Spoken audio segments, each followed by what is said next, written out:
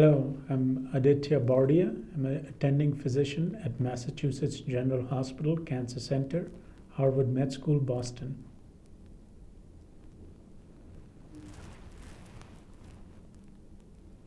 So I would like to talk about antibody drug conjugates in triple-negative breast cancer, or finding the positive in the negative. So triple-negative breast cancer, which comprises of about 15 to 20% of all breast cancers, essentially represents a subgroup that has an aggressive tumor biology, is more likely to have disease recurrence, and is associated with a poor survival. The response rate to standard therapies, standard chemotherapy agents, is not high. It's usually in the range of 10 to 15%. And the overall survival of someone with metastatic breast cancer is usually in the range of a year or two. So there's clearly an unmet need to do better. So today I presented results from two studies looking at antibody drug conjugates in triple-negative breast cancer.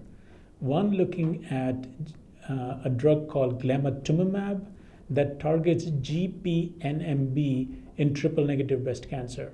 So GPNMB is an antigen that is overexpressed in a certain proportion of triple-negative breast cancers. And in a clinical trial which looked at glamatumomab, which is an antibody drug conjugate against GPNMB, there was an improvement in progression-free survival and response rate in patients who received glamatumomab as opposed to chemotherapy. But it was only seen in tumor-expressing GPNMB and that were triple-negative.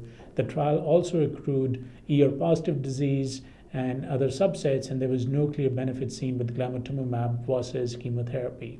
So the confirmatory phase 3 trial, called the METRIC trial, is comparing glamatumomab versus capecitabine specifically for GPNMB positive triple-negative breast cancer. The second drug that I want to highlight is a drug called sacituzumab, or IMU-132.